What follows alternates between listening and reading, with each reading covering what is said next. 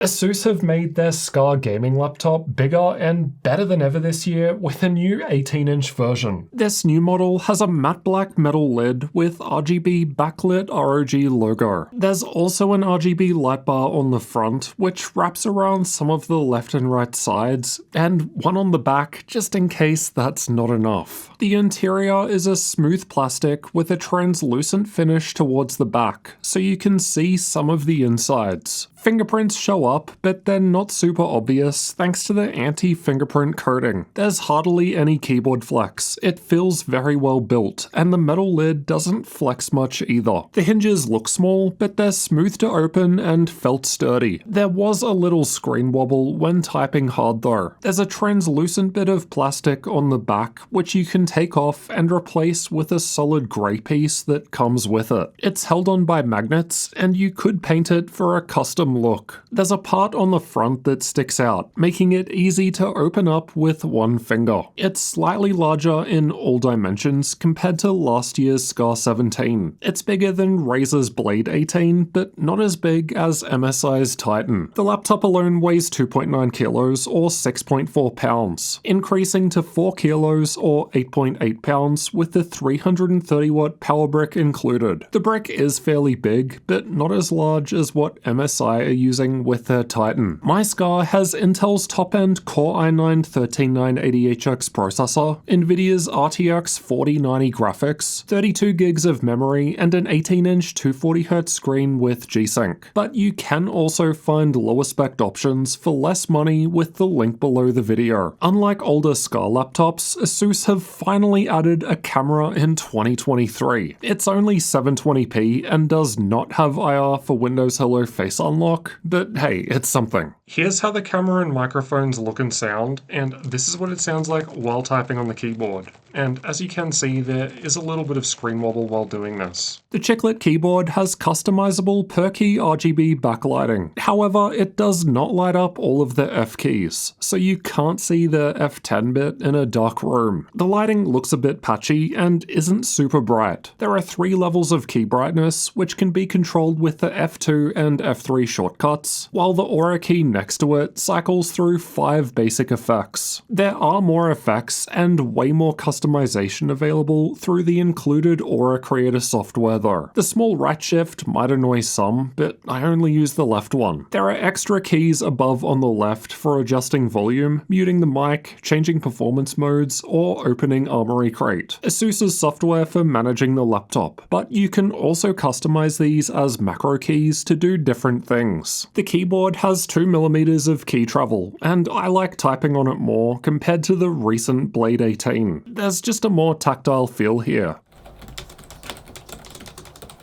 The glass touchpad feels nice and smooth and is 10% bigger than last year's SCAR 17, but I didn't like it. It might just be my unit, but I found clicking the left side didn't press down far, while the right and middle went further and sometimes triggered a double click, which just felt weird.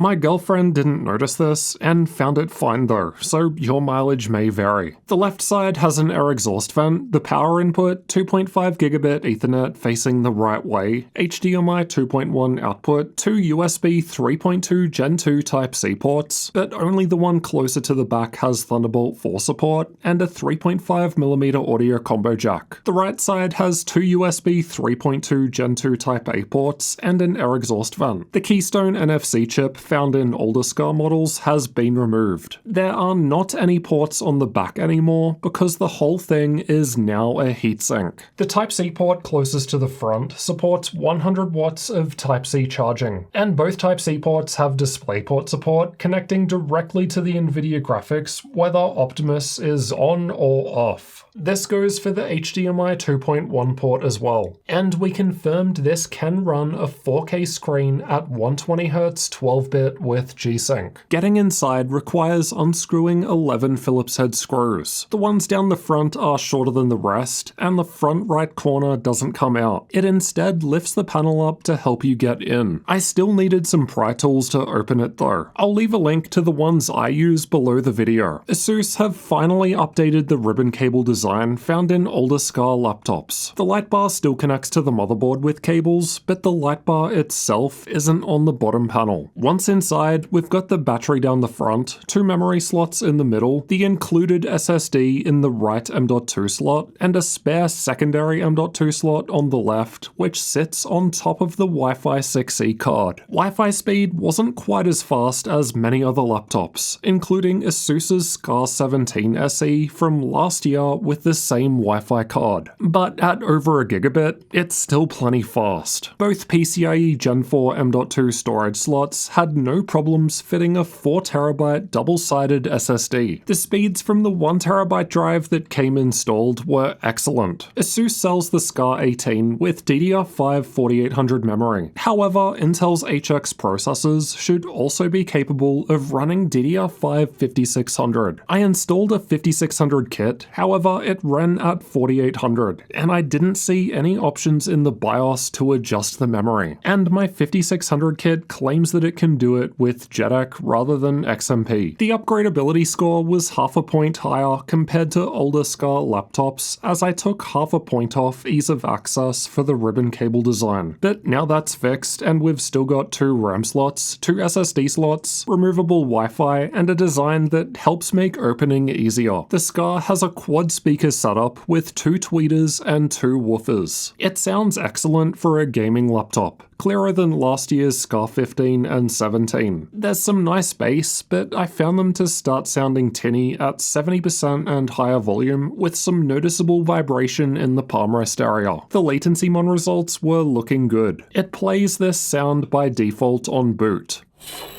Fortunately, it's not super loud, but you can disable it through the Armoury Crate software or BIOS. The SCAR 18 is powered by a 4-cell 90Wh battery. I'm not sure why they weren't able to fit the largest possible 99.9 size, as there appears to be quite a bit of unused space around the battery. Panel Power Saver is enabled by default in the Armoury Crate software. This lowers the screen's refresh rate down to 60Hz and turns off panel overdrive when you unplug the charger to help save battery. It automatically reverses this when you plug back in, which is why the screen goes black. We can also change the GPU mode to Eco, which disables the NVIDIA graphics to help improve battery life. But I tested in standard mode with Optimus on. It lasted for 4 hours 23 minutes in my YouTube video playback test. A little longer compared to last year's SCAR 17 SE, which had the same sized battery. Last year's SCAR 15 also had the same 90Wh battery. However, it was able to last for quite a bit longer. Let's check out thermals next. We've got 3 fans with plenty of heat pipes shared between the CPU and GPU, both of which have Thermal Grizzly's Conductonaut Extreme Liquid Metal, and the whole back has a heat pipe and heatsink. The third fan sits on top of the chipset, and it blows air towards the back over the GPU and VRM, with a foam channel to help route the air straight out the back, which is why there aren't any ports on the back this gen. There are some small air intake vents just under the screen, and there are holes in the bottom panel directly above all 3 fans for intake with dust filters, and air gets exhausted out of both the left and right sides as well as out the back. ASUS's Armoury Crate software allows us to change between different performance modes, which from lowest to highest are silent, performance, turbo, and manual. Manual is the only one that gives us customization. We can change the fan curves, adjust CPU power limits, GPU dynamic boost range, and GPU thermal throttle limit. Both turbo and manual modes apply the same overclock to the GPU, but manual mode lets us tweak it. The internal temperatures were fine when just sitting there idle. The rest of the results are from combined CPU and GPU stress tests, which aim to replicate represent a worst-case full-load scenario. Silent mode was the coolest, performance and turbo modes were very similar, and manual mode with the fans maxed out was slightly cooler on the GPU. The cooling pad I test with, linked below the video, was able to lower temps by a further 5 degrees Celsius. But even if I close the lid to represent a docked scenario, it's really not getting that hot at all. Low 80 degrees Celsius in these worst case tests are excellent results. These are the clock speeds being reached during the same stress tests. There wasn't much difference in performance between silent and performance modes. Turbo mode gets a nice boost, while manual mode was providing the highest clock speeds. Although the cooling pad lowered temps a bit, it didn't change the performance because there's no thermal throttling in this test. Turbo mode is able to run the GPU at 175 watts. However, the CPU maxes out at 55 watts. Manual mode has the same 175 watt GPU limit, but it's able to boost the CPU up to 65 watts. 175 on the GPU was being hit, however my average GPU power was now a little under 175 watts in manual mode, but it would still hit 175. So I'm saying the 4090 here has a 170 to 175 watt power range. Here's how an actual game performs with the different modes in use. Silent mode was quite low, but as we just saw, the power limits are much lower too. Performance mode still limits the CPU to 35 watts, but with the GPU capable of doing 150 watts, this game wasn't far behind the higher turbo and manual modes. The CPU was able to run much higher when the GPU wasn't active, like in Cinebench. Thermal throttling was the limit now, with the CPU sustaining around 140 watts, which is quite high. It started out around 165 watts in manual mode prior to thermal limits though. The SCAR 18's multi-core score is 17% higher compared to the only other 13th gen HX laptop I've tested, Razer's Blade 18, as that maxed out at around 120 watts. The 13980HX has a slightly higher single-core turbo boost speed than the 13950HX2, which explains the new record for single-core score. Performance lowers if we unplug the charger and instead run purely off of battery power, but it's still the best result that we've ever seen on battery by a fair margin, 47% higher compared to the previous best result. Battery life might not be anything special, as we saw earlier, but performance on battery is excellent here. Most laptops I test are in the low 30 degrees Celsius range on the keyboard at idle, and the SCAR 18 was right in line with this. It's not much warmer with the stress tests going, though as we saw earlier, the performance in a game was fairly low. Performance mode performs much better, but the keyboard is actually quite cool, as air comes in through vents around the WASD keys. The higher turbo mode was pretty cool. The back was hotter, but you don't need to touch there. Manual mode was impressively cool, considering the CPU is running at 65 watts and the GPU at 170 to 175 watts. But the fans are loud now, let's have a listen.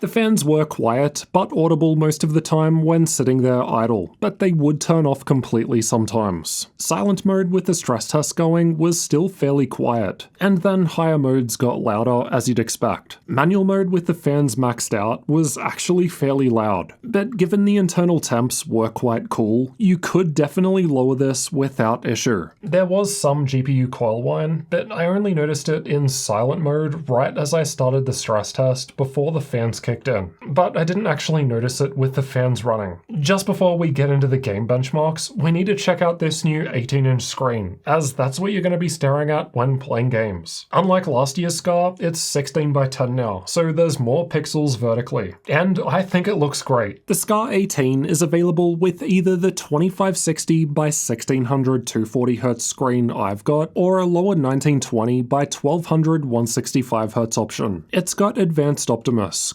controlled through the NVIDIA control panel or with the optimized GPU mode in Armory Crate, at least according to its description. Picking optimized didn't set NVIDIA CP to automatic for me. Standard mode needs to be enabled if you want to manually swap through NVIDIA CP, while the ultimate option is the traditional mux switch and needs a reboot. The screen has G-Sync with Optimus off, otherwise adaptive sync is available from the Intel graphics with Optimus on. Color gamut was excellent. Contrast was fine but not super impressive, and it gets fairly bright, but not the 500 nits advertised on ASUS's website, though brightness will vary a bit between each panel. Average grey-to-grey screen response time was excellent at 3.44 milliseconds, and most transitions were below the 4.16 millisecond refresh window for a 240Hz panel. There was some overshoot and undershoot, but you can disable panel overdrive to remove it, which lowers the response time down to 7.36 milliseconds. With overdrive enabled, which is default, the SCAR 18 was one of the fastest non-OLED results recorded so far. The only other 18-inch screen I've tested, Razer's Blade 18, was only slightly ahead, but the difference is well within the margin of error range, so I consider them the same here. The total system latency is the amount of time between a mouse click and when a gunshot fire appears on the screen in CSGO. Despite having about the same screen response time as the Blade 18, the SCAR was more than a millisecond slower here, but it's still one of the fastest laptops in this regard. There was some backlight bleed at the top corners, but I never noticed this during normal use, and this will vary between laptops and panels. Alright, let's find out how well ASUS's SCAR 18 gaming laptop performs in games, and see how it compares against other laptops. Cyberpunk 2077 was tested the same on all laptops, and I've got the SCAR 18 shown by the red highlight. This is the first RTX 4090 gaming laptop we've tested, so it's no surprise at all to see it at the top of the graph, both at 1080p and the higher 1440p resolution too. Even the dips in performance, as measured by the 1% lows, were higher than the average FPS coming out of the best options from last gen. Impressive stuff. Red Dead Redemption 2 was tested with the game's benchmark, and although the SCAR 18 was at the top again, the lead isn't quite as big this time at 1080p. It's a bit further ahead at the higher 1440p resolution though, 18% faster compared to the RTX 4080 in Razer's Blade 18 just below it. Control is another game where even the 1% lows from the SCAR 18 were higher than the average FPS of last-gen laptops, and that was also happening at 1440p too. Crazy stuff. The 4090 was 49% faster compared to the best 3080 Ti result from last gen. Quite a big boost given they only came out 1 year apart. Laptops with NVIDIA's new RTX 40 GPUs like this one also have frame generation support, which is basically a new feature to further increase FPS in supported games. And you can see how much this helps boost performance in this comparison next. Here are the 3D Mark results for those that find them useful. Now for some content creator tests. Adobe Premiere was tested with the Puget Systems benchmark tool, and surprise surprise, the best specs we've reviewed so far give the SCAR 18 the best result recorded so far, though it's not that far ahead of last-gen hardware. Adobe Photoshop likes single-threaded performance, and Intel's new 13th gen i9 is able to deliver this, as we saw earlier in Cinebench. So another chart-topping result. GPU power usually matters more in DaVinci Resolve, and the full-powered 4090 pulls out another win, at least for now until we get more models to review. The gap in Blender was massive, with the 4090 in the SCAR scoring 30% higher than the 4080 in the Blade 18, and 64% higher than the best 3080 Ti result. We've also tested SpecViewPerf, which tests out various professional 3D workloads. The BIOS looks nice, but it doesn't give you anywhere near as much customization compared to MSI's advanced BIOS. It does at least allow you to undervolt the processor by up to -0.08 volts, or adjust the core ratio of the P-cores from the default of 52, so basic CPU overclocking. Linux support was tested with an Ubuntu 22.10 live CD. By default, the keyboard, touchpad, camera, Ethernet, Wi-Fi, and shortcuts to change screen screen and keyboard brightness worked, but the speakers did not work out of the box. You cannot use the Aura key to change the lighting effect, but it remembers whatever you've set in Windows. Let's discuss pricing and availability next. This will change over time, so refer to the link below the video for current updates and sales. And speaking of sales, make sure you check out my gaminglaptop.deals website to get the best deal on your next gaming laptop. We update it daily to include the latest deals.